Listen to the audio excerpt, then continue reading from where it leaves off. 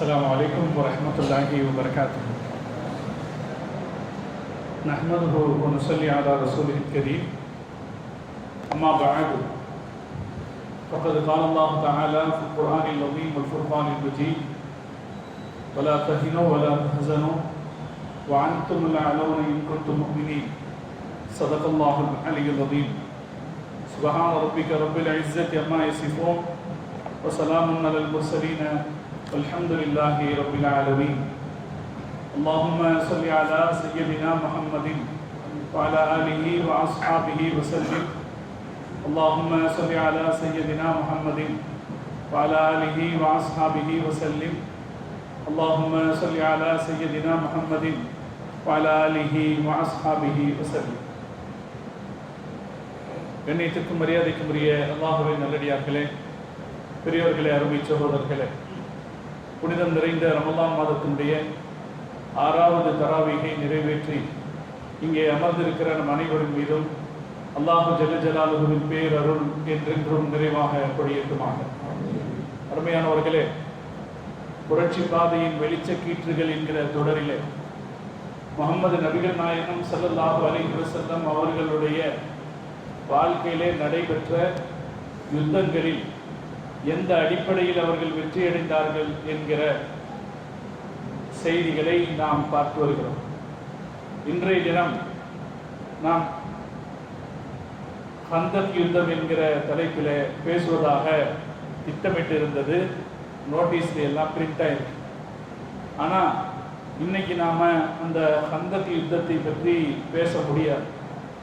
அதற்கு முன்னதாக சில முன்னுரைகளை தெரிந்து கொள்ள வேண்டிய தேவை இருக்கிறது. கந்தக் யுத்தம் என்பது இஸ்லாமிய வரலாற்றில் மிக முக்கியமான ஒரு யுத்தம். அந்த யுத்தம் முஸ்லிம்களுடைய நிலையான வெற்றியை தீர்மானித்த யுத்தம்.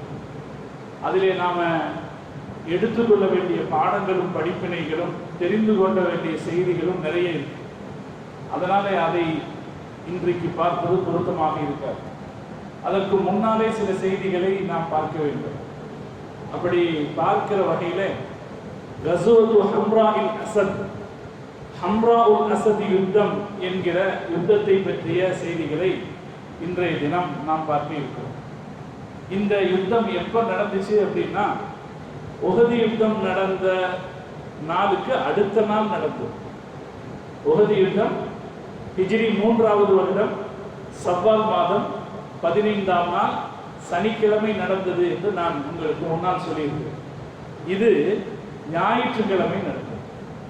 அது நடந்த சூழ்நிலை எப்படி இருந்தது என்றால், முதல் நாள் யுத்தத்தில் முஹம்மது ரசூலுல்லாஹி ஸல்லல்லாஹு அலைஹி வஸல்லம் அவர்களுக்கு மிக கடுமையான காயம் ஏற்பட்டிருந்தது.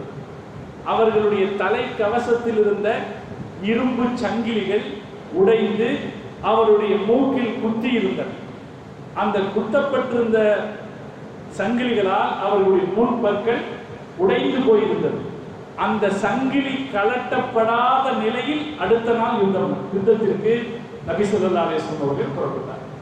அதிலே தான் முஹம்மது ரசூலுல்லாஹி ஸல்லல்லாஹு அலைஹி வஸல்லம் அவர்கள் எவ்வளவு ஒரு அருமையான தலைவர் என்பதையும், நபிமார்கள் என்பவர்கள் சராசரியானவர்கள் அல்ல, மிக தீட்சண்யமிக்கவர்கள் என்பதையும், அந்த நபிமார்களில் எல்லாம் ஆகப்பெரிய வெற்றியாளராக இருந்த முஹம்மது ரசூலுல்லாஹி ஸல்லல்லாஹு அலைஹி வஸல்லம் மிகப்பெரிய தீட்சண்யம் உள்ளவர் என்பதையும் இந்த நிகழ்ச்சி நமக்கு எடுத்துக்காட்டு. நாம நேற்றைய இதற்கு முந்தைய உரையில் உஹது யுத்தத்தில் முஸ்லிம்கள் 2ஆம் நிலையில் தோற்று போனதை பார்த்தோம். அவங்களுக்கு சில பாதிப்புகள் ஏற்பட்டதையும் பார்த்தோம். அப்போதே நான் உங்களுக்கு ஒரு விஷயத்தை தெளிவுபடுத்தியிருக்கேன். தோல்வி என்பது முடிவல்ல. அது அந்த உஹது யுத்தம் நமக்கு தரக்கூடிய பாடம். வெற்றிக்கு நேர் எதிர்வார்த்தை தோல்வி கிடையாது. வெற்றிக்கு நேர் எதிர்வார்த்தை முயற்சியை விட்டு விடுவதுதான் அப்படின்னு நேற்றைய தினத்தில் நான் சொல்லியிருக்கேன். முஹம்மது ரசூலுல்லாஹி ஸல்லல்லாஹு அலைஹி வஸல்லம் சனிக்கிழமை யுத்தம் முடிந்து மக்ரிப் நேரத்தில் மதீனாவுக்கு திரும்பினார்கள். அன்று மதீனாவில் யாருமே தூங்கல. காரணம், அவ்வளவு இழப்புகள் அவர்களுக்கு ஏற்பட்டிருந்தது. 70 சஹாபாக்கள், முஸ்லிம் சஹாபாக்கள் அதில் ஷஹீதாக்கப்பட்டிருந்தார். அதில் மிகப்பெரிய பல பேர் இருந்தார்கள். ஹம்சா ரலியல்லாஹு தஆலா அன்ஹு, முஸ்அப் இப்னு உமைர் ரலியல்லாஹு தஆலா அன்ஹு, அப்துல்லாஹ் இப்னு ஜஹஷ் ரலியல்லாஹு தஆலா அன்ஹு, ஜாபிர் ரலியல்லாஹு தஆலா தந்தை அப்துல்லா ரலியல்லாஹு தஆலா அன்ஹு, இதுபோல 70 பெரிய சஹாபாக்கள் அதில் ஷஹீதாக்கப்பட்டிருந்தார்கள். ஒவ்வொருடைய ஷஹாதத்திற்கு பின்னாலும் தியாகத்திற்கு பின்னாலும் நெஞ்சை உழுக்குகிற செய்திகள் இருக்கிறது. அப்துல்லாஹ் இப்னு ஜஹஷ் ரலியல்லாஹு தஆலா அன்ஹு அவங்க இந்த உஹது களத்தில் அடக்கப்பட்டிருக்கிற சஹாபாக்கள்ல 3 பேர்ல ஒருத்தர். இப்பவும் அந்த கபர் அங்க இருக்கு. அல்லாஹ் நம்ம அங்க போய் ஜியாரத் செஞ்சு அவங்களுக்கு எல்லாம் அஸ்ஸலாமு அலைக்கும் என்று சொல்லக்கூடிய ஒரு தௌஃபீக அல்லாஹ் நம்ம எல்லாருக்கும் தரணும். நீங்க அந்த உஹதுக்கு போகும்போது ஞாபகம் வைங்க, உஹதுக்கு போகணும்னா அங்க ஒரு கபர் இருக்கும். அந்த ஒரு கபர்ல 3 பேர் அடக்கம் செய்யப்பட்டிருக்காங்க. ஒண்ணு ஹம்சா ரலியல்லாஹு தஆலா. சாதாரணமா எல்லாரும் ஹம்சா ரலியல்லாஹு தஆலா தான் குறிப்பிடுவாங்க. முதலாமவர் ஹம்சா ரலியல்லாஹு தஆலா, இரண்டாமவர் முஸ்அப் இப்னு உமைர் ரலியல்லாஹு தஆலா. முஸ்அப் இப்னு உமைர் ரலியல்லாஹு தஆலா தான் மதீனா முஸ்லிம் நகரமாக மாறுறதுக்கு காரணமா இருந்தவர். அவர்தான் ரசூல் ஸல்லல்லாஹு அலைஹி வஸல்லம் அவங்க வர்றதுக்கு முன்னாலேயே மதீனாவை முஸ்லிம் ஊரா மாற்றி இருந்தவர். மிகப்பெரிய பணக்காரர். இஸ்லாத்தை ஏற்றுக்கொண்ட காரணத்தால் சொத்துக்கள் அனைத்தையும் துறந்து ஒண்ணுமில்லாதவராக பெருமானாரிடத்தில் வந்தவர். அவரை அடக்கம் செய்வதற்கு அவர் போர்த்தி இருந்த போர்வையை தேடிய போது அதை அந்த போர்வையால் தலையை மூடிய போது காலை மூட முடியவில்லை. காலை மூடினால் தலையை மூடல. இதெல்லாம் நம்ம கேள்விப்பட்டிருக்குமா இல்லையா? காலை மூடினால் தலையை மூடல. முஹம்மது ஸல்லல்லாஹு அலைஹி வஸல்லம் போய் சஹாபாக்கள் கேட்டாங்க, யா ரசூலல்லாஹ் நாங்கள் என்ன செய்வது அப்படின்னு கேட்டபோது ஸல்லல்லாஹு அலைஹி வஸல்லம் சொன்னாங்க, தலையை மூடிடுங்க, காலை இலைகளால் மறைத்து விடுங்கள் என்று ஸல்லல்லாஹு அலைஹி வஸல்லம் சொன்னாங்களே, அந்த முஸ்அப் ரலியல்லாஹு அன்ஹு. ஒரு காலத்தில் அவர் மக்காவில் வீட்டிலிருந்து புறப்பட்டு வந்தால் அவர் என்ன ஆடை அணிந்திருக்கிறார் என்பதை பார்ப்பதற்காக மக்காவில் இருக்கிற அனைவரும் அவர்களது வாசல் கதவுகளை திறந்து வைத்திருப்பார்கள். அவர் சூடியிருக்கிற மனம், அவர் சூடியிருக்கிற அத்தர், அவர் போட்டிருக்கிற அத்தரை வரிசை கட்டி நின்று முகந்து பார்ப்பார்கள். அவ்வளவு பணக்காரராக இருந்தவர். உஹது யுத்தத்தில் இப்படி ஷஹீதாக்கப்பட்டாரே, அவரும் அங்கே அடக்கம் செய்யப்பட்டிருக்கிறார். அங்கே இன்னொருத்தர் அடக்கம் செய்யப்பட்டிருக்காரு, அப்துல்லாஹ் இப்னு ஜஹஷ் ரலியல்லாஹு அன்ஹு. அப்துல்லாஹ் இப்னு ஜஹஷ் ரலியல்லாஹு அன்ஹு ரசூல் ஸல்லல்லாஹு அலைஹி வஸல்லம் மச்சினன். ரசூலுல்லாஹ்வுக்கு ஸைனப் பின்த் ஜஹஷ் ரலியல்லாஹு அன்ஹா ஒரு மனைவி இருக்காங்க. அவங்களுடைய சகோதரர் தான் அப்துல்லாஹ் இப்னு ஜஹஷ் ரலியல்லாஹு அன்ஹு. நிறைய வரலாறு இருக்கு. அவரு காலையில கிளம்பும் போது அவரும் சஅத் ரலியல்லாஹு அன்ஹு 2 பேரும் சேர்ந்து ஒரு முடிவு செய்யறாங்க. நான் ஒரு துஆ கேட்கிறேன், நீங்க ஆமீன் சொல்லுங்க. அதுக்கப்புறம் நீங்க ஒரு துஆ கேளுங்க, நான் ஆமீன் சொல்றேன்னு 2 பேரும் சேர்ந்து முடிவு செய்துக்கிட்டு துஆ கேட்கிறாங்க. முதல்ல சஅத் ரலியல்லாஹு அன்ஹு துஆ கேட்கிறாரு, யா அல்லாஹ், இந்த யுத்தத்துல நான் போறேன், மக்காவுடைய காஃபிர்களையே ஆகப்பெரிய ஒரு காஃபிரை எதிர்த்து நான் சண்டை போட வேண்டும், அவரை நான் கொன்று போட வேண்டும், அவருடைய ஆயுதங்களை நான் எடுத்துக்கொள்ள வேண்டும் அப்படின்னு துஆ செய்றார். இவர் ஆமீன் சொன்னார்.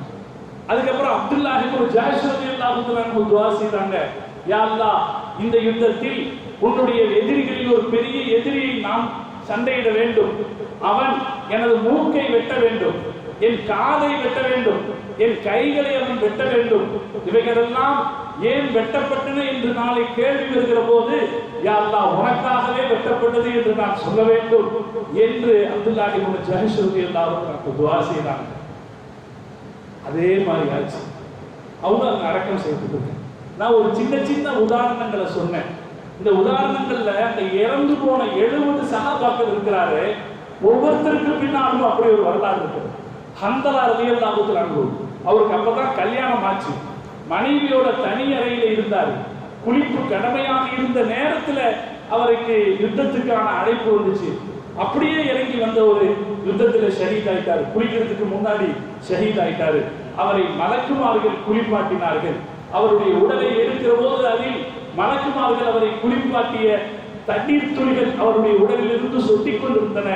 அதனால் ரசீலுல் மலாயிகா, மலக்குமார்களால் குளிப்பாட்டப்பட்டவர் என்கிற பெயர் அவருக்கு இருந்தது என்றெல்லாம் வரலாறு. நான் இப்படி சொல்லிக் கொண்டு போனா இதில் இருக்கிற ஒவ்வொருத்தரை பற்றி பற்றியும் எப்படி வரலாறு சொல்ல முடியும்? இவ்வளவு சோகங்களையும் தாங்கி அன்றைக்கு மதீனா நகரம் இருக்கு. யாராலும் தூங்க முடியல. ஒண்ணு, அன்று காலை ஏற்பட்ட யுத்தத்தில் ஏற்பட்ட சோகம் ஒண்ணு, பாதிப்புகளை பற்றிய சோகம் ஒண்ணு. இரண்டாவது பயம், எங்க திரும்பி வந்துருவாங்களோ என்கிற பயம். பெருமானார் ஸல்லல்லாஹு அலைஹி வஸல்லம் அவர்களுக்கு ஏற்பட்ட காயங்களை பற்றிய பெரிய ஒரு கவலை ஒரு பக்கம் இருந்துச்சு. ரசூல் ஸல்லல்லாஹு அலைஹி வஸல்லத்தை பாதுகாக்கணும்ங்கிறது எல்லாருடைய பெரிய கவலையாக இருந்துச்சு. எனவே பெருமானார் ஸல்லல்லாஹு அலைஹி வஸல்லத்தை ஒரு பெரிய குழு பாதுகாத்தது. அதே போல ஒவ்வொரு சஹாபியும் விழிப்போடு இருந்தார்கள். மதீனாவின் ஒவ்வொரு சந்துகளிலும் விழிப்போடு இருந்து பாதுகாத்தாங்க. எதிரிகள் வந்துவிடக்கூடாது என்று இருந்தாங்க. அந்த இரவு யாருக்கும் உறக்கமில்லாத இரவாக இருந்தது. மறுநாள் காலை ஃபஜ்ர் தொழுகையினுடைய நேரத்தில் முஹம்மது ரசூலுல்லாஹி ஸல்லல்லாஹு அலைஹி வஸல்லம் அவங்க கொஞ்சம் ஆழ்ந்த சிந்தனையில் இருந்தாங்க. அவங்களுக்கும் கடுமையான கவலையின் உச்சத்துல முகத்துல ஒரு துணியை மூடி ஸல்லல்லாஹு அலைஹி வஸல்லம் அவங்க படுத்திருந்தாங்க. முகத்துல ஒரு துணியை மூடி படுத்திருந்தாங்க. திடீர்னு அந்த துணியை அகற்றிவிட்டு நபி ஸல்லல்லாஹு அலைஹி வஸல்லம் அவங்க பிலால் ரலியல்லாஹு தஆலா ஃபஜ்ருக்கு பாங்கு சொல்லுங்கன்னாங்க. அவர் ஃபஜ்ருக்கு பாங்கு சொன்ன பிறகு ஸல்லல்லாஹு அலைஹி வஸல்லம் சொன்னாங்க, யாரெல்லாம் நேற்றைக்கு யுத்தத்திற்கு வந்தார்களோ அவர்கள் எல்லோரும் இன்றைக்கு யுத்தத்திற்கு வர வேண்டும் என்று சொல்லுங்க. ஸல்லல்லாஹு அலைஹி வஸல்லம் ஒரு முடிவுக்கு வந்தாங்க.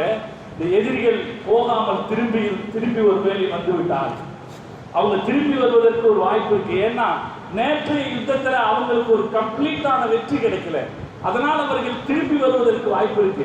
இன்னொரு விஷயமும் இருக்கு, நாம தோத்து போயிட்டோம் என்கிற நிலையில் இருந்தா அவர்களுக்கு அதுவே இன்னொரு ஒரு தலைவராக முஹம்மது ஸல்லல்லாஹு அலைஹி வஸல்லம் அவர்கள் யோசிக்கிறார். இதுல நமக்கு கிடைக்கிற பாடம் என்னன்னா, எப்போதுமே ஒரு தோல்வி வரும்போது நாம அந்த தோல்வியின் பாதிப்பை குறைப்பதற்கு அதிகபட்ச முயற்சி செய்ய வேண்டும். புத்திசாலி எப்போதுமே எல்லா இடத்துல, வியாபாரத்துல அல்லது ஒரு குடும்பத்துல, ஒரு நண்பர்களுக்கு இடையில, ஒரு சமூக பிரச்சனையில ஒரு தோல்வி வருதுன்னு வைங்களேன், வரும்போது அதை முன்னெடுத்து செல்வது என்ன செய்யணும், அந்த தோல்வியின் பாதிப்பை குறைப்பதற்கு முயற்சி செய்யணும். வெற்றிக்கான வழிகள்ல அது ஒண்ணு. ரசூல் ஸல்லல்லாஹு அலைஹி வஸல்லம் அந்த வழியை காட்டுறாங்க. ராத்திரி பூரா அவங்க தூங்கல. காலையில சஹாபாக்கள் சொல்றாங்க, எல்லாத்தையும் கிளம்ப சொல்லுங்க. அதுவும் என்ன சொன்னாங்க, நேத்தைக்கு வந்தவங்க மட்டும்தான் வரணும். ஸல்லல்லாஹு அலைஹி வஸல்லம் சொல்றாங்க, நேத்தைக்கு வந்தவங்க மட்டும்தான் வரணும், வேற யாரும் வரக்கூடாது. அப்பவும் வேற சில பேர், யுத்தத்தில் கலந்து கொள்ளாத சில நயவஞ்சகர்கள் நாங்க வரட்டுமான்னு கேட்டாங்க. ஸல்லல்லாஹு அலைஹி வஸல்லம் அவங்க வர வேணாம்ட்டாங்க. ஒமனா பிதாலிக்கு இஹ்திலாத்துல் முனாஃபிகீன், நேற்றைய யுத்தத்தில் கலந்துக்கிறாத யாரும் வர வேண்டாம் அப்படின்னு ஸல்லல்லாஹு அலைஹி வஸல்லம் தடுத்துட்டாங்க. நேற்றுக்கு யார் வந்தீங்களோ அவங்க மட்டும் வாங்க. இப்போ ஸல்லல்லாஹு அலைஹி வஸல்லம் அவங்க இந்த சமூகம் பலகீனப்பட்டு விடவில்லை என்பதை காட்ட நினைத்தார். நாம அந்த இடம் அப்படி ஒரு தலைவராக ஸல்லல்லாஹு அலைஹி வஸல்லம் அவர்கள் முஸ்லிம் சமூகத்தினுடைய வலிமையை எப்படி நிலநாட்டுறாங்க பாருங்க. ஸல்லல்லாஹு அலைஹி வஸல்லம் எப்படி நிலநாட்டினாங்க, இந்த உம்மத்தை எப்படி ஆதி காலத்தில் அதற்கு எதிராக இருந்த அத்தனை எதிர்ப்புகளையும் கடந்து மிக சீக்கிரத்தில் வெற்றி பெற்றது அப்படிங்கிறதுக்கான காரணத்தை இங்க நாம புரிஞ்சுக்கலாம். ஸல்லல்லாஹு அலைஹி வஸல்லம் காலையில எல்லாரையும் கிளம்ப சொல்றாங்க, நேற்று வந்தவங்க மட்டும் வாங்க. அங்க ஒரு நெகிழ்ச்சியான சூழ்நிலை நடந்துச்சு. நேற்று யுத்தத்துல ஜாபிர் ரலியல்லாஹு தஆலாவுடைய தகப்பனாரு அவர் ஷஹீத் ஆயிட்டார். ஜாபிர் ரலியல்லாஹு தஆலா நேற்று யுத்தத்துல கலந்துக்கல. ரசூலுல்லாஹ் யாரை வர சொல்றாங்க, நேற்று யுத்தத்துல கலந்துக்கிட்டவங்களை மட்டும் தானே வர சொன்னாங்க. அப்ப ஜாபிர் ரலியல்லாஹு தஆலா ரசூலுல்லாஹ்ட்ட வந்து சொன்னாரு, யா ரசூலுல்லாஹ், எனக்கு 7 சகோதரிகள் இருக்காங்க. நேற்றுக்கு என் தகப்பனார் என்ன செய்துட்டாரு, என் சகோதரிகளை பார்த்துக்கன்னு என்னை விட்டுட்டு அவர் போயிட்டார். இப்ப நேற்றுக்கு எனக்கு இந்த யுத்தத்துல பங்கெடுக்க வாய்ப்பு கிடைக்கல, இன்னைக்காவது எனக்கு அந்த வாய்ப்பு கொடுங்க யா ரசூலுல்லாஹ் என்று கேட்டார். ஜாபிர் ரலியல்லாஹு தஆலா முஹம்மது ஸல்லல்லாஹு அலைஹி வஸல்லம் அவர்கள் அவருக்கு அனுமதி கொடுத்தார்கள். அவருக்கு மாத்திரம் அனுமதி கொடுத்தார். அவரை தவிர வேற யாருக்கும் நேற்றைக்கு வராதவங்களுக்கு அனுமதி கொடுக்கல. அப்படி நபி ஸல்லல்லாஹு அலைஹி வஸல்லம் அவங்க உடனே தயாராகி நாம அவங்களை எதிர்த்து போகலாம், மக்காவுடைய காஃபிர்கள் என்ன செய்யறாங்க என்று தேடி போகலாம், ஒருவேளை அவர்கள் திரும்பி வரலாம் என்று நினைக்கக்கூடும். அப்படி நினைச்சா அவர்களை நாம் எதிர்கொள்ள வேண்டும் அப்படின்னு ஸல்லல்லாஹு அலைஹி வஸல்லம் அவங்க சொல்லிட்டு கிளம்புறாங்க. சஹாபாக்களை எல்லாம் கூப்பிடுறாங்க. சஹாபாக்கள் எல்லாம் கிளம்புறாங்க ஞாயிற்றுக்கிழமை காலையில். நான் ஏற்கனவே ஒரு வார்த்தை உங்களுக்கு சொல்லி இருக்கிறேன். அல்லாஹ் குர்ஆன்ல சொன்ன வார்த்தை, இன் தன்சுருல்லாஹ யன்சுருக்கும், நீங்கள் அல்லாஹ்வுக்கு உதவி செய்தால் அல்லாஹ் உங்களுக்கு. ஸல்லல்லாஹு அலைஹி வஸல்லம் கிளம்புறாங்க. எதிரில் ஒருத்தர் வர்றார்.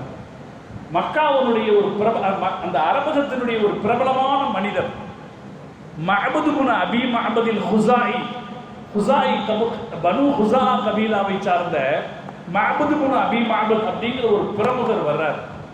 வந்தவர், யா ரசூலல்லாஹ், நேத்திக்கு அல்லாஹ்வின் தூதரே, நேத்திக்கு நடந்ததை நான் தெரிஞ்சு ரொம்ப சங்கடப்பட்டேன், நான் முஸ்லீம் ஆயிடுறேன்.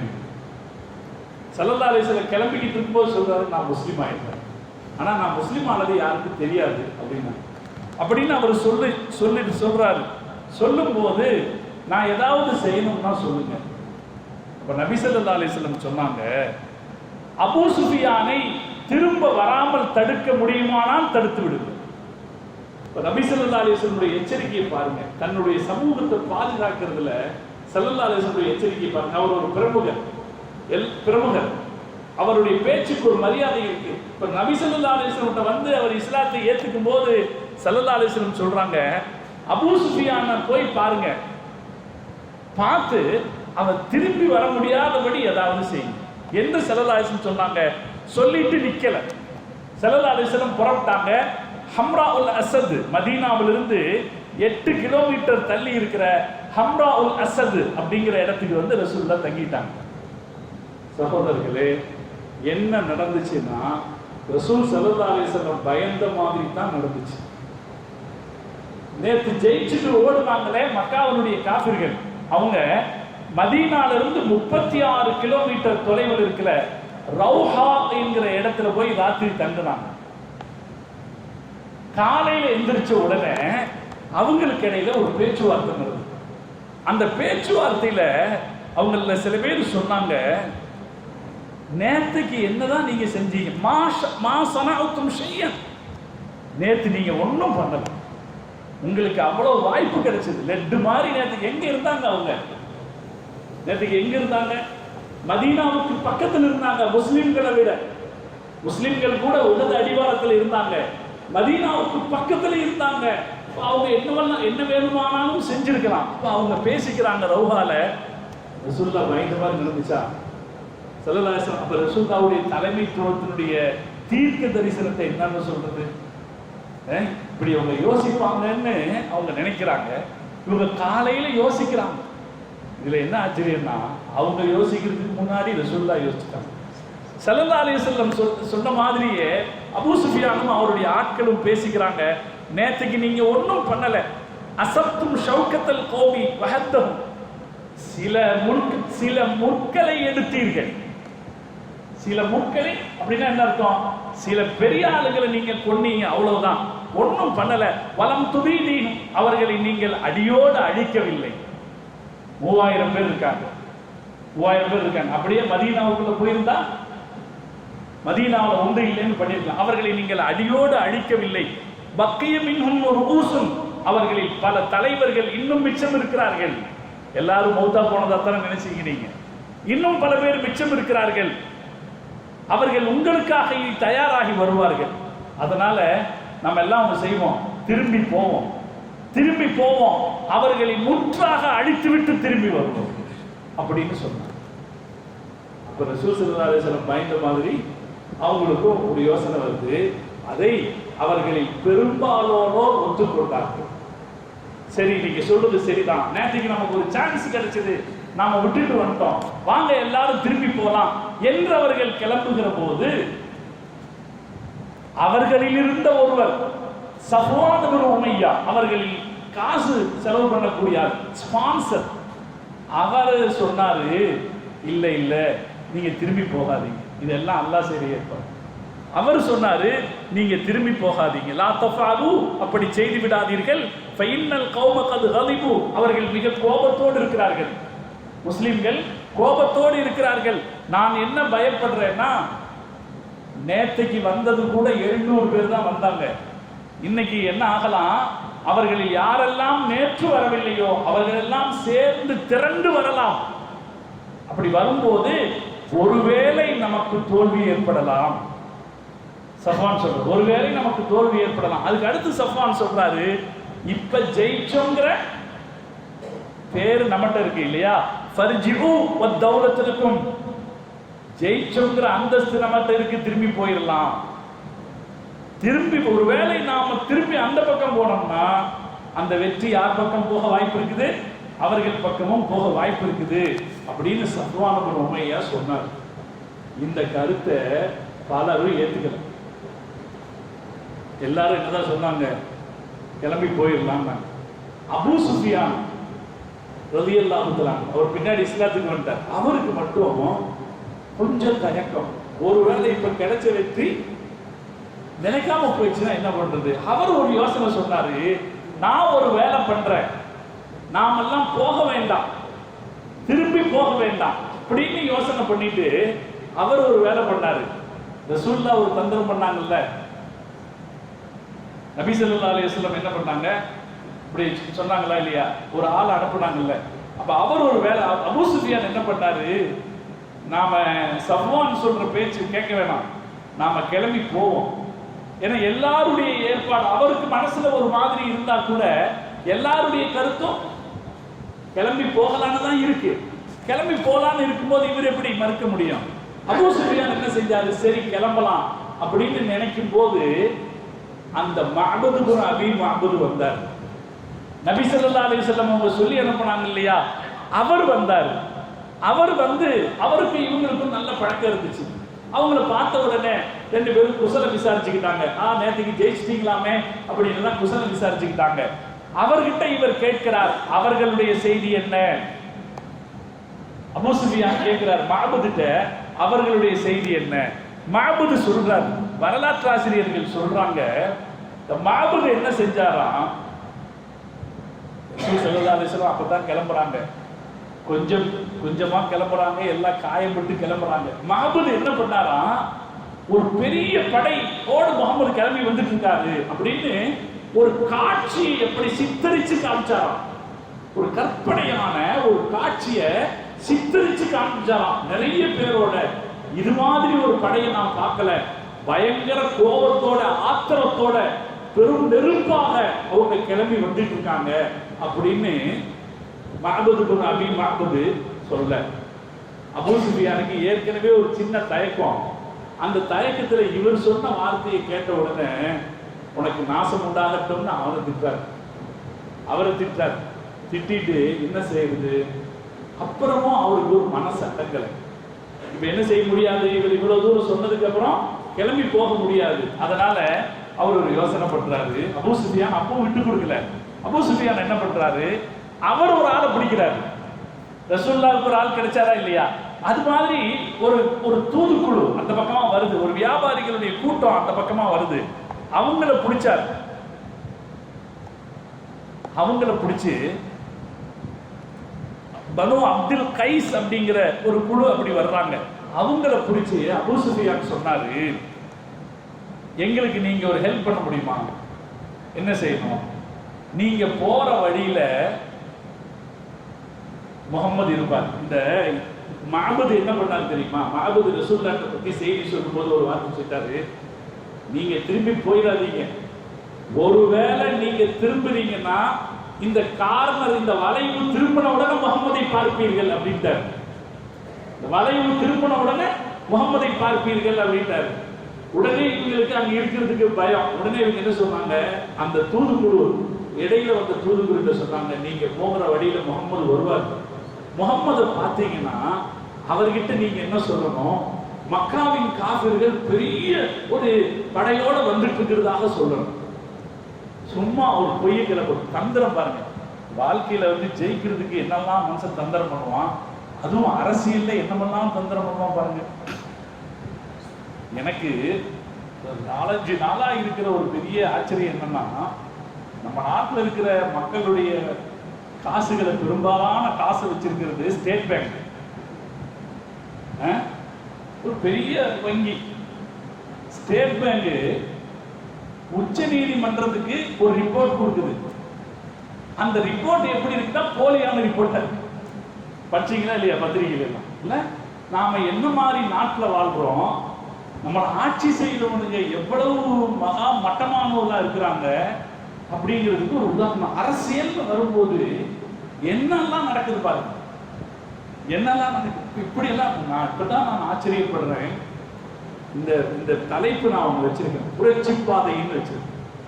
புரட்சி பாதைன்னு வச்சிருக்கோம். நபி ஸல்லல்லாஹு அலைஹி வஸல்லம் மிகப்பெரிய புரட்சி செய்த தலைவர். புரட்சினா என்ன அர்த்தங்க? இருக்கிற நிலைமையை அடியோட மாற்றுறதுக்கு பேர் புரட்சி. நபி ஸல்லல்லாஹு அலைஹி வஸல்லம் அவங்க மக்களுடைய வாழ்க்கை போங்குல அடியோடு மாற்றத்தை ஏற்படுத்தின தலைவர் நம்ம ரசூலுல்லாஹி ஸல்லல்லாஹு அலைஹி வஸல்லம். எல்லாத்துலயும், வழிபாட்டுல, வாழ்க்கையில, அரசியல்ல, பொது வாழ்க்கையில எல்லாத்துலயும் மாற்றத்தை ஏற்படுத்தினாங்க.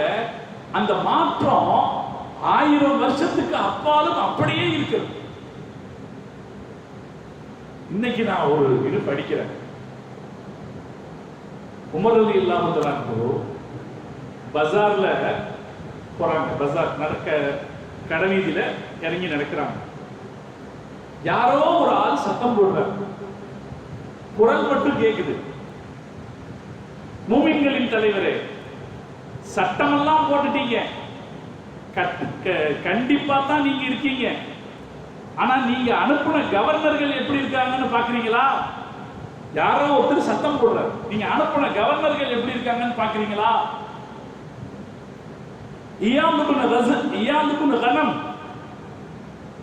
எகிப்துல மெல்லிய ஆடை அணிகிறார், வீட்டு வாசலுக்கு காவலாளி வைத்திருக்கிறார் அப்படின்னு யாரோ ஒருத்தர் பஜார்ல சத்தம் போடுறார். உமர் ரலியல்லாஹு அன்ஹு காதுல அது விழுந்துருச்சு. அது போதும் அவங்களுக்கு.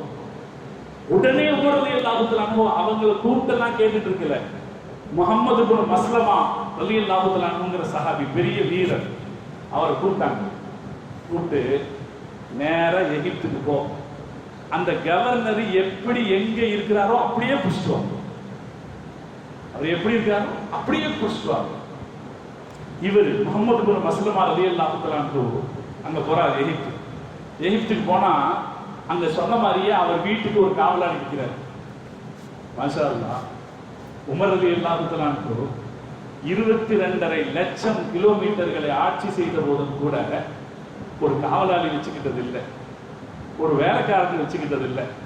ஒரு சராசரி வேலைக்காரனை விட கீழிறங்கி நாட்டுக்காக, மக்களுக்காக, முஸ்லிம் சமூகத்துக்காக உழைச்சார். அவருக்கு என்ன செய்தி வருது? உங்க கவர்னர் ஆள் வச்சிருக்கிறாரு. இவர் போய் பார்த்தா அதே மாதிரி வீட்டுக்கு முன்னாடி ஒரு காவலாளி நிற்கிறாரு. முஹம்மது இப்னு மஸ்லமா நேரா போனார். உமர் ரலியல்லாஹு அன்ஹு உங்களை அப்படியே குடிக்க வச்சு என்ன செய்வார்? நான் துணி மாட்டிட்டு வர்றேன் சொல்ல முடியுமா? அப்படியே அவர் போட்டிருந்த அந்த மெல்லிய ஆடை, மெல்லிய ஆடைங்கிறது ஒரு உல்லாசத்துக்கான அடையாளம். அந்த மெல்லிய ஆடையோட கூட்டிட்டு வந்து நிறுத்தினாங்க. உமர் ரலியல்லாஹு அன்ஹு பார்த்தாங்க, மெல்லிய ஆடை போடுறது தப்பா? தப்பில்லை. அவங்க என்ன செஞ்சாங்க? அந்த களத்து நின்று ஒரு கம்பளி கெட்டி ஆடை ஒண்ணு கொடுத்து இதை போட்டு கேட்டாங்க. ஒரு 30 ஆடுகளை கொண்டு வர சொன்னாங்க. இந்த ஆட்டை போய் மேய்ச்சிட்டு வா அப்படின்னாங்க. போய் நீ இந்த ஆட்டை மேய்ச்சிட்டு இருந்தாங்க. அவர் எங்க இருந்தாரு? எகிப்தினுடைய கவர்னரா இருந்தார். அவருடைய உடல்ல தடினமான ஒரு ஆடையை போட வச்சு இந்த ஆடு மந்தையை கொடுத்து போ இதை போய் மேய அப்படின்னா அவர் திகைச்சு போய் நின்னார். அப்ப சொன்னாராம், உன்னுடைய அத்தா பேர் இருக்க, அத்தா பேர் அது கணம். கணம்னா ஆடு மேய்க்கிறவர்னு அர்த்தம். ஒன்றும் தப்பு கிடையாது, போ ஆடு மேய்ச்சிட்டு வா அப்படின்னாங்க. அப்போது ஈயாது பண்ண கணம் தனது தவறை திருத்தி கொண்டார் அப்படின்னு வரலாறு. இது இஸ்லாமிய வரலாறு. முஹம்மது ரசூலுல்லாஹி ஸல்லல்லாஹு அலைஹி வஸல்லம் செய்த இஸ்லாமிய புரட்சியின் வரலாறு. இப்படி நபி ஸல்லல்லாஹு அலைஹி வஸல்லம் அவங்க புரட்சி செய்தாங்க. அந்த இப்படி மாற்றங்களை ஏற்படுத்திய ஸல்லல்லாஹு அலைஹி வஸல்லம் அவங்க அந்த மக்கள் குறித்து சிந்திக்கிறாங்க. இந்த யுத்தத்துக்காக ஹம்ராவுல் அஸதுக்கு வந்திருக்கிற நேரத்தில் ஹம்ராவுல் அஸதுல அவங்க இந்த ஆட்களை பார்க்குறாங்க. அவங்கள்ட்ட இவங்க சொல்லி அபு சுஃபியான் ஒரு வியாபார கூட்டத்தை பார்க்கிறார். அந்த வியாபார கூட்டத்துக்கு சொல்லி அனுப்புறாரு, உங்களை எதிர்த்து ஒரு பெரிய படை வருது, உங்களை எதிர்த்து ஒரு பெரிய படை வந்துட்டு இருக்கு, மக்காக்காரங்க தயாராயிட்டு இருக்காங்கன்னு போய் சொல்லுங்க. அவர் ஒரு தந்திரம் பண்றார். தந்திரங்கிறதுக்காக நம்ம சொன்னோம், ஸல்லல்லாஹு அலைஹி வஸல்லம் அவங்க ஒரு தந்திரம் பண்ண மாதிரி இவர் ஒரு தந்திரம் பண்றார். இந்த தந்திரம் பண்ணும்போது நல்ல தந்திரத்துக்கும் கெட்ட தந்திரத்துக்கும் ஒரு வித்தியாசம் என்னன்னா, ரசூலுல்லாஹ் ஒரு தந்திரம் பண்ணாங்கல்ல, தந்திரம் பண்ணும்போது யார்கிட்ட பண்ணாங்க, என்ன சொன்னாங்க? அவரை தேடி ஒருத்தர் வந்தாங்க, உங்களை நான் ஈமான் கொண்டேன்னு சொன்னேன். அவர்கிட்ட சொன்னாங்க, நீங்க எதையாவது சொல்லி அவரை திருப்பி விட்டுருங்கன்னு சொன்னாங்க. இவ்வளவுதானே. இந்த தந்திரத்துல தப்பெதுவும் இல்லை. அபூ சுஃபியான் தந்திரம் பண்ணாரு. அந்த தந்திரத்துல அபூ சுஃபியான் என்ன சொல்றாரு, நீங்க முகம்மது கிட்ட போய் ஒரு பெரிய படையோட நாங்க வந்துட்டு இருக்கிறதா சொல்லுங்க. அப்படி சொன்னீங்கன்னா அடுத்த தடவை நீங்கள் மக்காவுக்கு சந்தைக்கு வரும்போது உங்களது ஒட்டகம் நிறைய பொருட்களை தருவேன். இது என்ன வேலை? கெட்ட தந்திரத்துக்கு. அப்படி சொல்லி உங்களை அனுப்புறாங்க. முஸ்லிம்கள் காயம்பட்டு இன்னும் இந்த காயங்களுடைய ரத்த கரைகள் கூட அகலாம ஹம்ராவுல் அசதுல வந்து காத்திருக்கிறாங்க. இந்த அப்துல் கைஸினுடைய தூதுக்குழு வந்து பெருமானார் ஸல்லல்லாஹு அலைஹி வஸல்லத்தை சந்திச்சு சொல்லுது, ஒரு பெரிய படை வந்து கொண்டிருக்கிறது. அப்படி படை வர்றது கேள்விப்பட்டால் முஸ்லிம்களுடைய நிலை என்னவாக இருக்கும்? அல்லாஹ் குர்ஆன்ல சொல்றான். அவங்க சொன்னாங்க, சில பேர் வந்து சொன்னாங்க, இன்னன்னாஸ கத் ஜமஊ லக்கும், மக்கள் உங்களை எதிர்த்து திரண்டு வருகிறார்கள் என்று சொன்னபோது உங்களில் சிலர் பயந்தீர்கள். நீங்கள் பயந்தீங்கன்னா அந்த பயம் உங்களுக்கு அதிகமாயிடும். நீங்க அதுக்கு பதிலா என்ன சொல்லுங்க, அங்க இருந்த முஸ்லிம்கள்ல சிலர் பயந்தாங்க, பலர் இந்த வார்த்தையை கேட்ட உடனே என்ன சொன்னாங்க, வகாலு ஹஸ்புனல்லாஹு வ நிஅமல் வக்கீல்.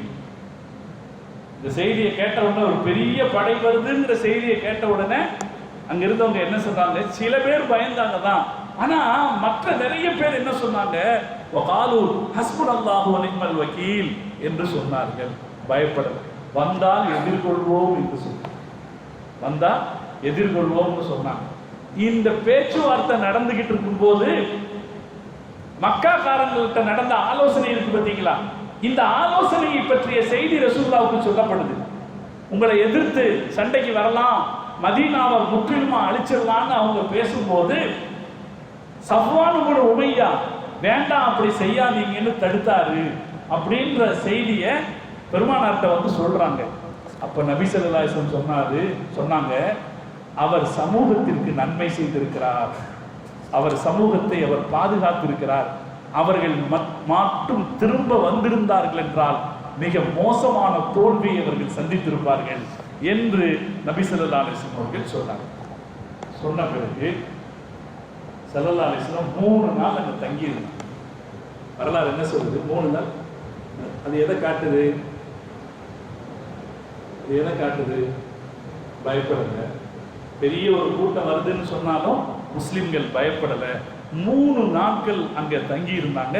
தங்கி இருந்த பிறகு சில வேலைகளை முடித்துக் கொண்டு ஸல்லல்லாஹு அலைஹி வஸல்லம் அவர்கள் ஹம்ராவுல் அஸதிலே இருந்து பெருமானார் ஸல்லல்லாஹு அலைஹி வஸல்லம் அவர்கள் மதீனாவுக்கு புறப்பட்டு புதன்கிழமை மதீனாவுக்கு வந்து சேர்ந்தார்கள் என்று ஒரு ஹதீஸ். இப்ப ஹம்ராவுல் அஸத் அப்படின்னு ஒரு யுத்தம் இருக்கு ரசூலுல்லாஹ்வுடைய வரலாற்றுல. ஏன்னா யுத்தத்துக்குன்னு புறப்பட்டதுதான ஒரு யுத்தம் இருக்கு, சண்டையெல்லாம் நடக்கல, ஆனால் வாழ்க்கையில் மிக முக்கியமான பல செய்திகளை இது வைத்திருக்கிறது.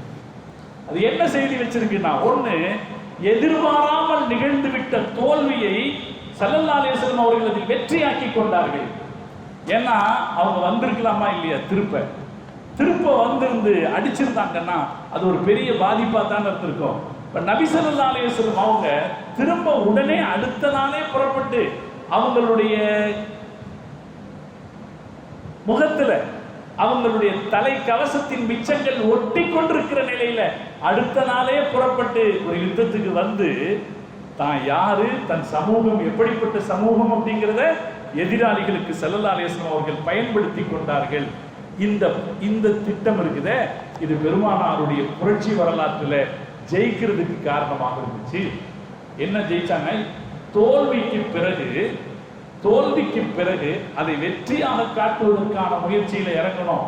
தோல்வியினுடைய பாதிப்பை குறைக்கணும். நம்ம எல்லாருக்கும் பாடம். வாழ்க்கையில எல்லா விஷயத்திலையும் என்ன வரும்? தோல்விங்கிறது வராம போகுமா? மனுஷன் தானுங்க, எல்லா விஷயத்திலையும் தோல்வி வரும். தோல்வி வரும்போது பயப்படும். தோல்வி வரும்போது, சோதனைகள் வரும்போது பயப்படும். தலைவலி வந்தாலே பயப்படும். தலைவலி வந்தாலே பயப்படும். ரசூலுல்லாஹ்க்கு முதல் தலைவலி தான் வந்துச்சு. முதல்ல தலைவலி வந்துச்சு. அதில் தான் ஸல்லல்லாஹு மூத்தம். நம்ம மார்க்க நமக்கு சொல்லித்தர பாடம். ஒரு சோதனை வரும்போது பயப்படணும். என்ன பயப்படணும்? சோதனை தொடர்ந்து விடக்கூடாதுன்னு பயப்படணும். முஸ்லிம் சமூகத்துல உஸ்மான் ரலியல்லாஹு தஆலா அவர்கள் கொல்லப்பட்டார்கள். உஸ்மான் ரலியல்லாஹு தஆலா கொல்லப்பட்டது அதுதான் முஸ்லிம் சமூகத்துக்கு ஏற்பட்ட மிகப்பெரிய சோதனை. அதாவது அரசியல் வானத்தில் உச்சியை தொட்ட பிறகு முஸ்லிம்களுக்கு ஏற்பட்ட பெரிய சோதனை உஸ்மான் ரலியல்லாஹு தஆலா அவர்கள் கொல்லப்பட்டது. அதுக்கப்புறம் என்ன நடந்துச்சுன்னா, முஸ்லிம்களுக்கு பல வகையில பரக்கத்து இல்லாம போச்சு. பரக்கத்திற்கான அம்சங்கள்னு பலது இருந்துச்சு, அதெல்லாம் காணாம போயிடுச்சு. பலது. ஒரு சின்ன உதாரணம் சொல்றேன். அபூ ஹுரைரா ரலியல்லாஹு தஆலா ரொம்ப ஏழை. அபூ ஹுரைரா ரலியல்லாஹு தஆலா ரொம்ப ஏழை. பல நேரத்துல சுருண்டு படுத்து கிடப்பார். மதீனால சுருண்டு படுத்து. அவர் என்ன சொல்லுவாரு? சில நேரத்துல என்ன மிதிச்சுட்டு கூட போயிருக்காங்க. அப்படி மண்ணோட தரையோட ஒட்டி சுருண்டு படுத்துக்கிறப்பார் பசியில. இப்படி இருக்கிற ஒரு நாள் ரசூல் ஸல்லல்லாஹு அலைஹி வஸல்லம் சொன்னாங்க, அபூ ஹுரைரா கையில ஒரு பை வச்சு அவருக்கு கொஞ்சம் பேரிச்ச பழங்களை ஒரு பையில போட்டு கொடுத்து, இந்த பையில இருந்து நீ பேரிச்ச பழங்களை எடுத்துக்கிட்டே இரு, நீ எடுக்க பேரிச்ச பழம் வந்துகிட்டே இருக்கும். ஸல்லல்லாஹு அலைஹி வஸல்லம் அவருக்கு ஒரு பை கொடுத்தாங்க. அந்த பையில பேரிச்ச பழம் கொடுத்தாங்க. எடுக்க வந்துட்டே இருக்கும். அவருடைய வாழ்நாள்ல அந்த ஒரு பையை வச்சுக்கிட்டு அவர் எடுக்க அவருக்கு பேரிச்சம்பழம் வந்துகிட்டே இருந்துச்சு. அவர் பெரிய பணக்காரர் தான். அபூ ஹுரைரா இருந்து பெரிய பணக்காரர். உஸ்மான் ரலியல்லாஹு தஆலா கொல்லப்பட்டாங்களா இல்லையா, அந்த அன்னைக்கு அந்த பை காணாம போச்சு. ஒரு உதாரணம். ஒரு சோதனை வரும்போது நம்ம பயப்படணும். ஒரு சின்ன தலைவலி வந்தா கூட பயப்படணும். என்ன ஆயிடக்கூடாது? பெருசாயிடக்கூடாது. அல்லாஹ் இடத்துல உடனே விழுந்துடும். அல்லாஹ் இடத்துல உடனே சஜதால விழுந்துடும். உடனே நான் சொல்றது, உடனே தஸ்பீஹ் எடுத்துருங்க. எப்போ ஒரு சின்ன கஷ்டம் வந்தாலும் சரி, தஸ்பீஹ் எடுத்துருங்க. லா இலாஹ இல்லல்லாஹ் ஹஸ்புனல்லாஹு வ நிஅமல் வக்கீல். கஷ்டம் வரப்போகுது அப்படின்னு இருந்துச்சுன்னா ஹஸ்புனல்லாஹு வ நிஅமல் வக்கீல் தெரியுமா இல்லையா? நம்ம எல்லாத்துக்கும் ஹஸ்புனல்லாஹு வ நிஅமல் வக்கீல். கஷ்டம் வரப்போகுதுன்னு இருந்தா, கஷ்டம் வந்துருச்சுன்னு வைங்களேன், யா ஹய்யு யா கய்யூம், யா ஹய்யு யா கய்யூம். ரசூலுல்லாஹி ஸல்லல்லாஹு அலைஹி வஸல்லம் அவங்க பத்ர் யுத்தம் நடந்துகிட்டு இருக்கிற நேரத்துல அல்லாஹ் இடத்துல கேட்ட திக்ரு யா ஹய்யு யா கய்யூம். அப்ப சோதனைகள் வரும்போது பயப்படணும். அது பெருசாயிடக்கூடாது. அதை அமுக்க பார்க்கணும். குடும்பத்துல, சமூகத்துல, ஒரு ஜமாத்துல, அல்லது வேற எங்கேயாவது ஒரு இடத்துல ஒரு நண்பர்கள் ஒரு கூட்ட வியாபாரம் பண்ணிட்டு இருக்காங்கன்னா, அது ஒரு சின்ன பிரச்சனை வந்துருச்சுன்னா அதை அமைக்க, அதை என்ன செய்யக்கூடாது? விசிறி விடக்கூடாது. விசிறினா நாமே மாட்டிக்குவோம். மார்க்க சொல்லிக் கொடுக்கிற விஷயமா. சோதனைகள் வரும்போது அதை அமைக்கணும். தோல்வி வரும்போது அந்த தோல்வியின் பாதிப்பை கூடுமான வரைக்கும் குறைக்கணும். ஐஏஎஸ் ஐபிஎஸ் படிக்கிறாங்களா இல்லையா? அவங்கள்ட்ட என்ன கேள்வி கேட்பாங்க? ஒரு அணை உடைஞ்சிருச்சு, என்ன செய்க? அப்படிதான் கேட்பாங்க. ஒரு இடத்துல ஒரு அணை உடைஞ்சிருச்சு, ஐஏஎஸ் ஐபிஎஸ் படிக்கிறவங்க என்ன கேட்பாங்க? என்ன செய்வ நீ? யாரை காப்பாற்றுவதற்கு கேட்பாங்க. அது என்னன்னா, ஒரு மனிதனுடைய புத்தி கூர்மை எதில் இருக்குன்னா, அவன் தோல்வியின் சந்தர்ப்பத்தில் அந்த பாதிப்பிலிருந்து எவ்வளவு சீக்கிரம் மீண்டு வர்றான், எவ்வளவு தூரம் பாதிப்பை குறைக்கிறான்.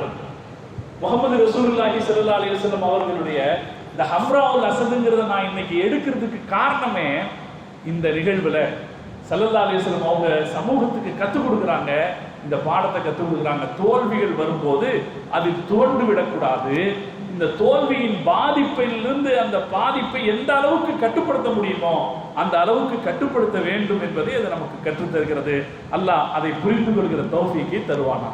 இந்த இடத்துல தான் அல்லாஹ் முஸ்லிம்களுக்கு சொன்னான், வலா தஹினு, நீங்கள் கவலைப்படாதீர்கள், நீங்கள் வலா தஹினு, நீங்கள் பலவீனம் அடையாதீர்கள், வலா தஹ்சனு, நீங்கள் கவலைப்படாதீர்கள், வஅன்துமுல் அலௌன், நிச்சயம் நீங்களே உயர்ந்தவர்கள், இன் குன்தும் முஃமினீன். என்ன அருமையான செய்தி! எந்த நேரத்தில் அல்லாஹ் சொல்றான்? இந்த நேரத்தில் அல்லாஹ் சொல்றான், கவலைப்படாதீங்க, நீங்க சோர்ந்து போயிடாதீங்க, நீங்க தான் உயர்ந்தவர்களாக இருப்பீர்கள் மோமீன்களாக இருந்தால். அப்ப நபி ஸல்லல்லாஹு அலைஹி வஸல்லம் அவங்க அங்க 3 நாட்கள் தங்கி இருந்த பிறகு மதீனாவுக்கு ஸல்லல்லாஹு அலைஹி வஸல்லம் அவர்கள் புறப்பட்டு வந்தார்கள்.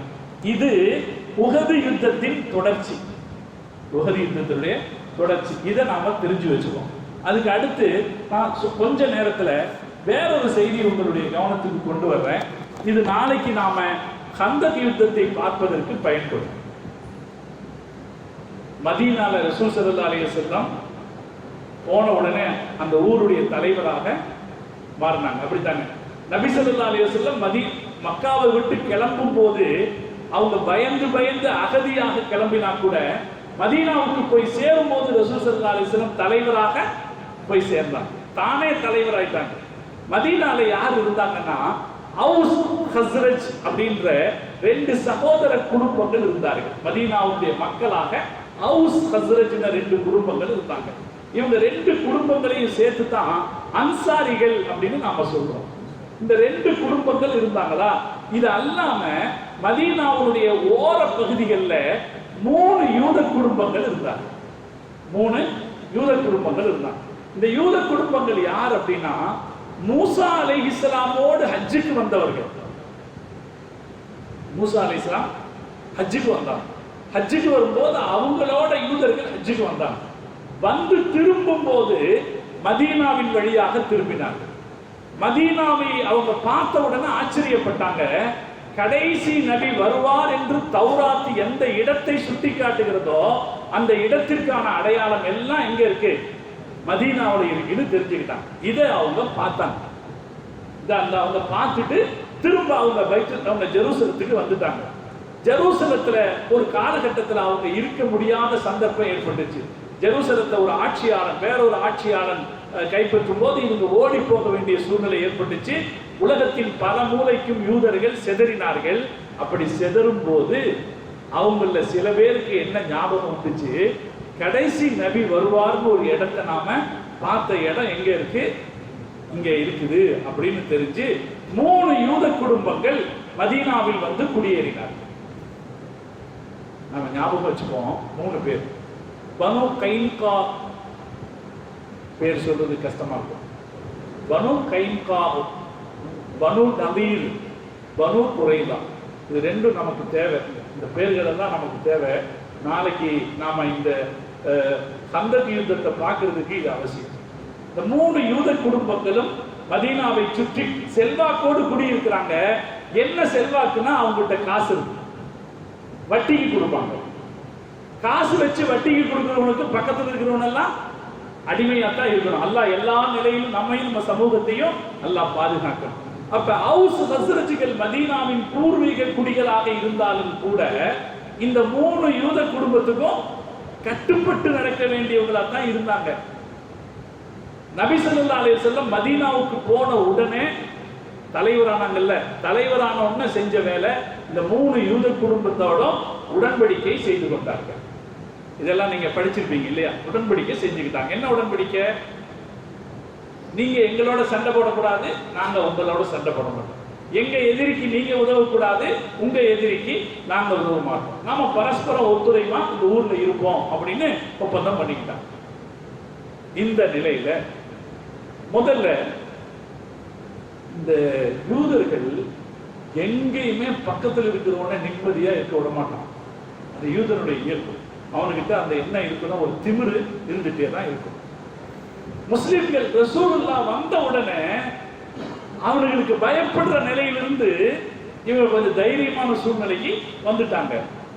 முஸ்லிம் பெண்மணிகள்ல ஒரு பெண்மணி தலையில வியாபார சரக்குகளை வச்சுக்கிட்டு யூதர்கள் இருக்கிற தெரு வழியாக போனாங்க.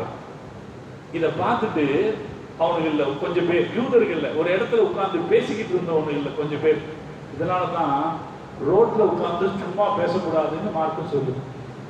ரோட்ல உட்கார்ந்து சும்மா பேசிக்கிட்டு இருந்தோம்னா என்ன செய்வோம், போக வர்ற எல்லா பசாதுகளையும் இழுத்து போடுவோம். அப்படித்தான் என்னாச்சு, இந்த அம்மா நடந்து போகும்போது, அழகுதானே, பெண்கள் பல வகையில் அழகா இருக்குதானே செய்வாங்க. நடந்து போகும்போது ஒரு இடத்துல உட்கார்ந்து இருந்த யூதர்கள் 3 பேர் உட்கார்ந்து இருந்ததுல ஒருத்தன் என்ன பண்ணா, பின்னாடி வந்து அந்த அம்மாவுடைய கீழாடையை இழுத்து விட்டான். இதெல்லாம் அவங்களுக்கு முன்னால செய்வாங்க, அதை கண்டுக்காம இருப்பாங்க.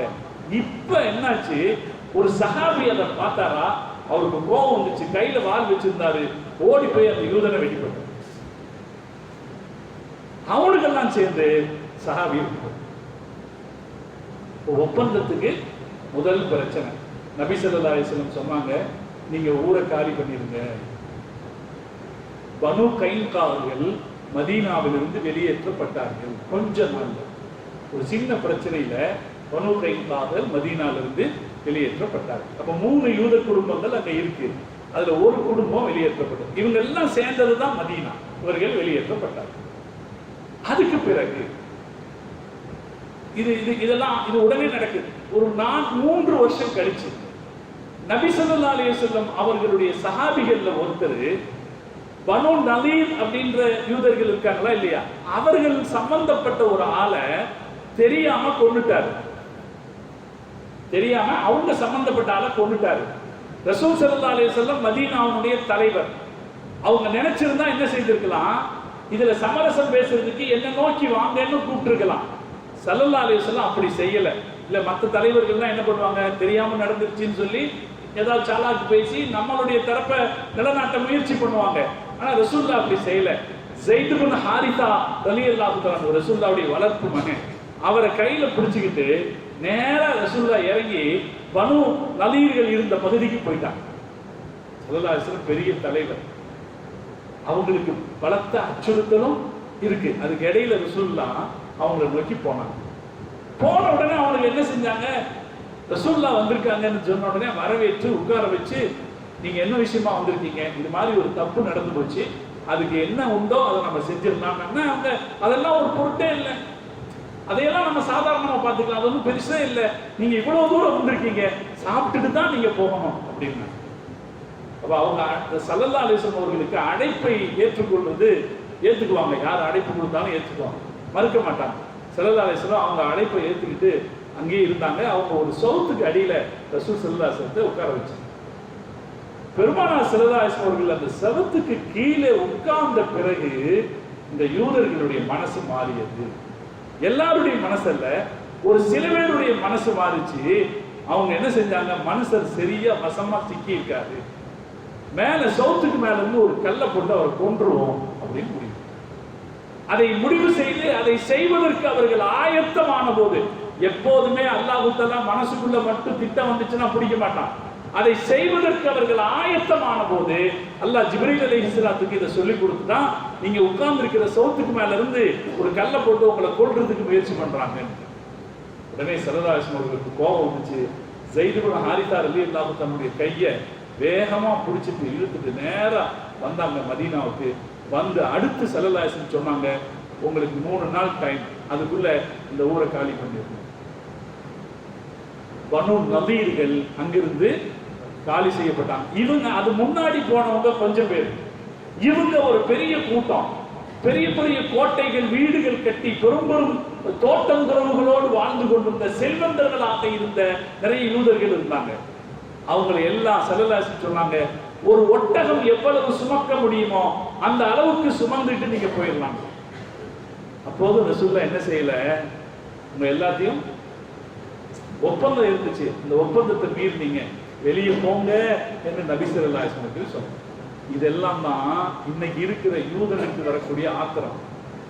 அவனுக்கு அப்ப சைடுல இருக்கிற தப்ப அவன் யோசிக்கிறது இல்லை. அவன் நபி ஸல்லல்லாஹு அலைஹி வஸல்லம் இப்படி செஞ்சாங்க, முஸ்லிம்கள் இப்படி செஞ்சாங்க அப்படிங்கிறத ஒரு குற்றச்சாட்டா பேசுவான். ஸல்லல்லாஹு அலைஹி வஸல்லம் அப்படி செய்ததுக்கு காரணம் இருந்துச்சு. அன்றைக்கு அவங்களுக்கு எதிராக செய்யப்பட்ட அந்த குற்றத்துக்கு தண்டனை கொடுக்கிறதுன்னு இருந்தா இத்தனை பேருக்கும் தண்டனை கொடுத்துருக்கணும். ஆனா ஸல்லல்லாஹு அலைஹி வஸல்லம் அப்படி செய்யல. உங்களால எவ்வளவு எடுத்துட்டு போக முடியுமோ அவ்வளவு எடுத்துட்டு போங்க. அவனுக்கு என்னெல்லாம் செஞ்சாங்கன்னா, வீட்டினுடைய நிலைப்படி இருக்குமல்ல, நிலைப்படியெல்லாம் தூக்கிட்டு போயிட்டாங்க. மற்றவங்களுக்கு அது உதவக்கூடாதுங்கிறதுக்காக வீட்டினுடைய நிலைப்படிகளை கூட பெயர்த்தெடுத்துக் கொண்டு அவர்கள் காலி செய்து விட்டு போனார்கள். 3 பேர்த்துல 2 பேர் போயிட்டாங்க. மீதி ஒரு கும்பல், மீதி ஒரு கூட்டம், பனு குறைலாக்களுடைய கூட்டம் அங்கே காத்திருந்தது. இங்க இருந்து காலியாகி போனாங்க பார்த்தீங்களா பனு நதீர்கள். அவர்களால அதை ஜீரணிக்கவே முடியல. இங்கிருந்து கிளம்பி அவங்க எங்க போனாங்கன்னா, மதீனால இருந்து 100 கிலோமீட்டர் தொலைவில் இருக்கிற ஹைபர் என்ற இடத்துக்கு போய் சேர்ந்தார். ஹைபர்ங்கிறது யூதர்கள் பலமான கோட்டைகளை அமைத்து செழிப்பாக வாழக்கூடிய இடம். அந்த இடத்துக்கு போய் சேர்ந்தாங்க. சேர்ந்த பிறகு அவங்க முஹம்மது ஸல்லல்லாஹு அலைஹி வஸல்லத்தை கருவறுத்தணும்னு முடிவு செய்தாங்க. அவங்களுடைய திட்டம் அப்படிதான் இருக்கு. அவங்கள முஹம்மது ஸல்லல்லாஹு அலைஹி வஸல்லத்தை விட்டுறக்கூடாது, அவங்கள முழுக்க முழுக்க வேரோடு அவர்களை அழித்து விட வேண்டும் என்று அவங்க முடிவு பண்ணாங்க. அந்த முடிவினால் ஏற்பட்டதுதான் அகல் யுத்தம். இன்ஷா அல்லாஹ் நாளைக்கு நம்ம இது என்ன அப்படிங்கிறத பார்ப்போம். இந்த 3 பேர்களை ஞாபகத்தில் வைங்க. பனு கைன்கா, பனு நதீர், பனு குறைலா. இந்த பனு குறைலாக்கள் இப்ப எங்க இருக்காங்க? மதீனாவுக்குள்ளேயே இருக்காங்க. இதையும் ஞாபகத்தில் வைங்க. அதுவும் நாளை நாம படிக்கிற அந்த அகல் யுத்தத்தின் வரலாற்றில் ஒரு முக்கியமான செய்தி. முஹம்மது ரசூலுல்லாஹி ஸல்லல்லாஹு அலைஹி வஸல்லம் இது மாதிரியான சவால்களை எல்லாம் சந்தித்து தான் இந்த மார்க்கத்தை ஒரு மகத்தான மார்க்கமாக, இந்த சமுதாயத்தை ஒரு உன்னத சமுதாயமாக உருவாக்கி காட்டினார்கள். முஹம்மது ரசூலுல்லாஹி ஸல்லல்லாஹு அலைஹி வஸல்லம் அவர்கள் காட்டிய அந்த வழிமுறையை பின்பற்றி எல்லா நிலையிலும் வாழ்கிற தௌஃபீக்கை அல்லாஹ் நம் அனைவருக்கும் தந்தல் புரிவானாக என்று துஆ செய்து நிறைகிறேன். வஆகிரு தஅவானா அனில் ஹம்துலில்லாஹி ரப்பில் ஆலமீன்.